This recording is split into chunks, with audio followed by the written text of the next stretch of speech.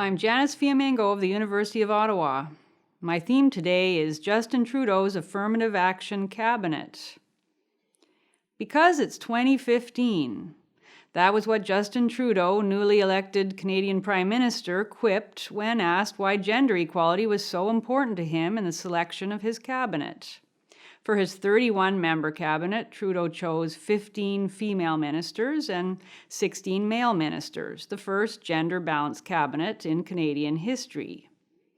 Well, in an era of 3-second sound bites and pithy hashtags, his comment was a pretty good non-answer to defend a female quota system at the highest level of government.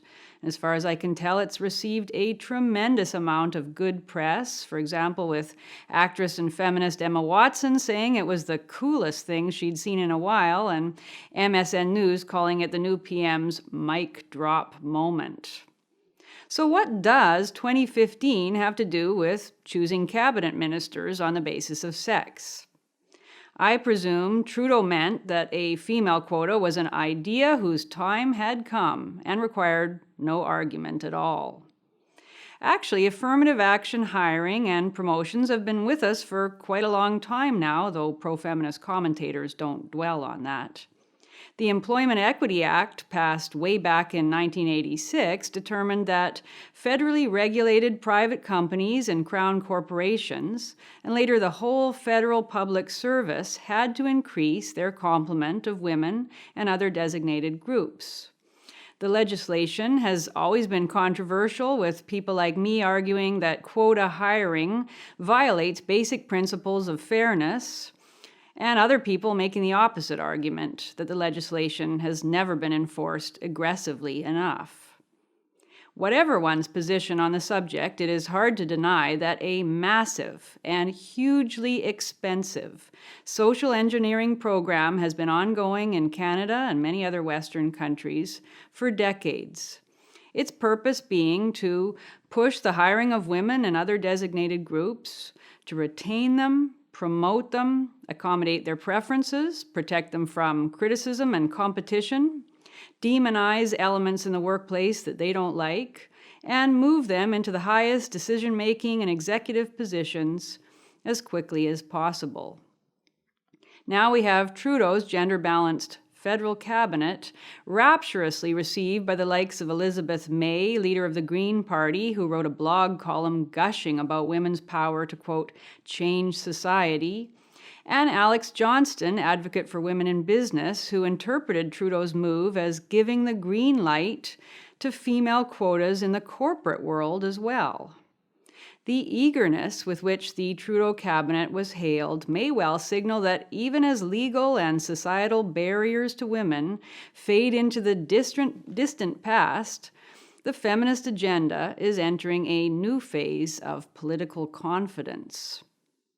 Anyone expressing doubts about Trudeau's cabinet has been told in no uncertain terms to keep his feelings to himself, as in the case of the satirical magazine The Beaverton, whose headline mocked critics as hypocrites.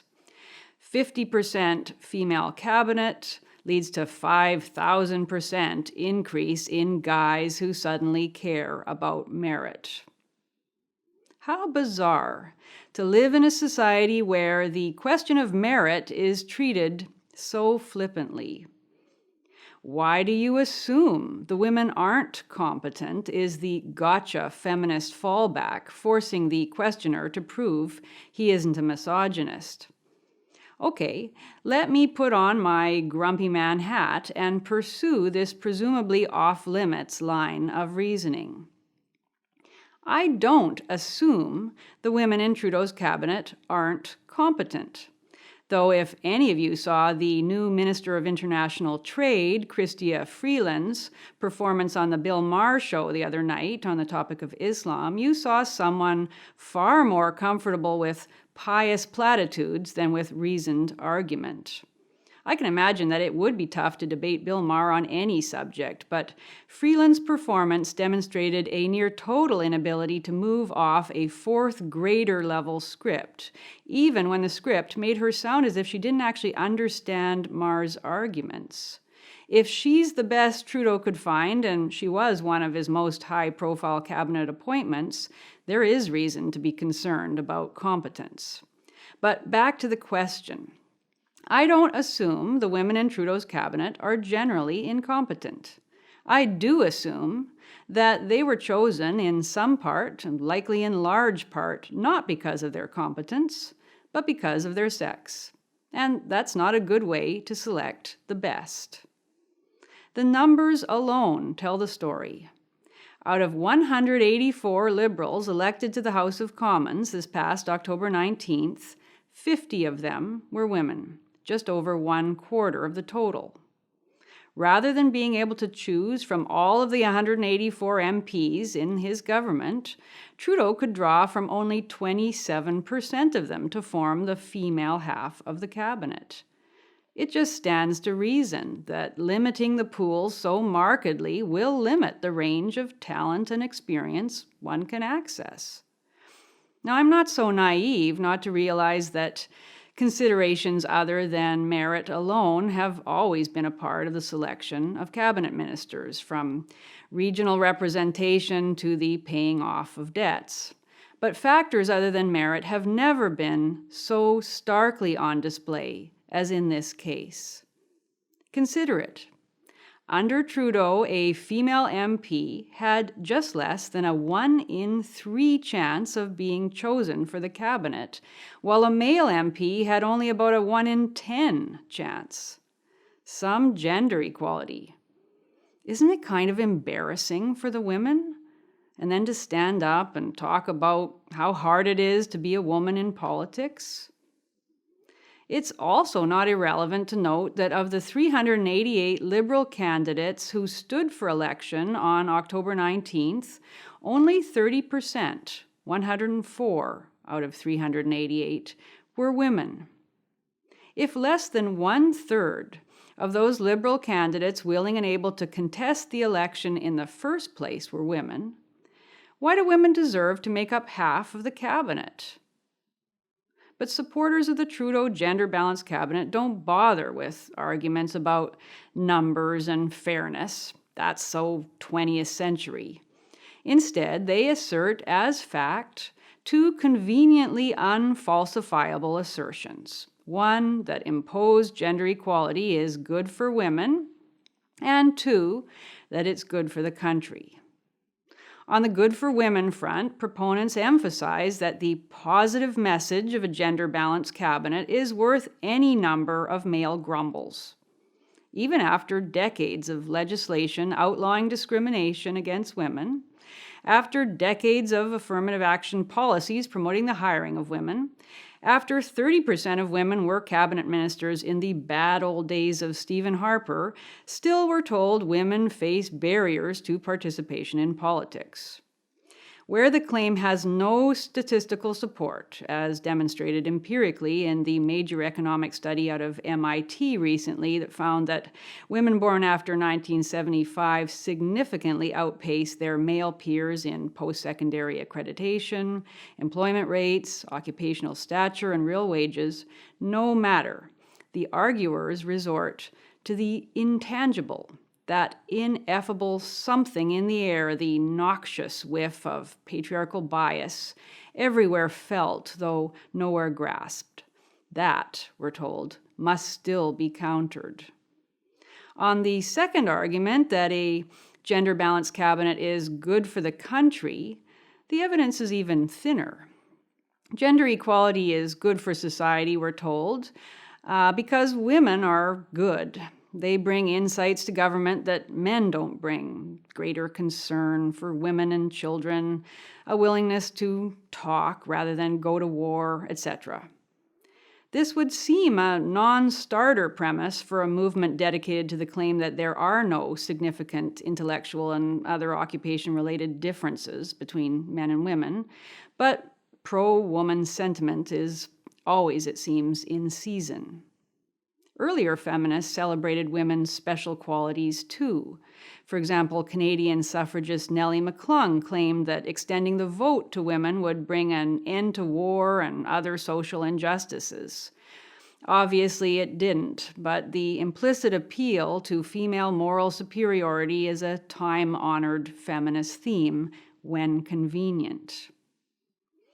Okay, but even if one or both of the good for women and good for the country arguments were valid, which I don't believe they are, their validity could never, in my opinion, counterbalance the serious and lasting harms of sex-based cabinet selection and affirmative action hiring generally, which are also harms to women and harms to country. Obviously, some women are advantaged materially by promotion based on sex. They're rewarded with high-paying jobs, power, and influence that they likely wouldn't have received under a purely merit-based system. That's nice for them.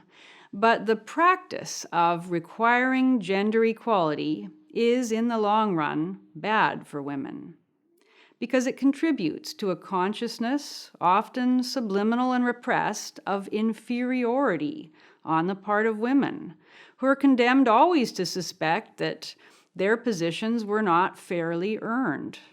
Furthermore, in order to deny the realization of unfair advantage, women are encouraged in the false belief, tenaciously asserted, that society owes them their special opportunities and rewards.